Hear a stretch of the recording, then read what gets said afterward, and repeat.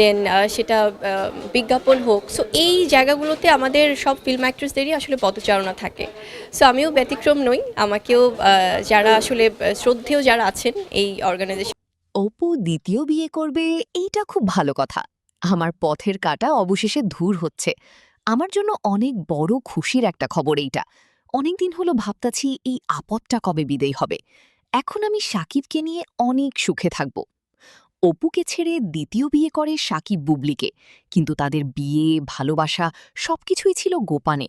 হঠাৎ করেই বুবলি ফেসবুকে বাচ্চার ছবি পোস্ট করে জানান এই বাচ্চার বাবা সাকিব খান।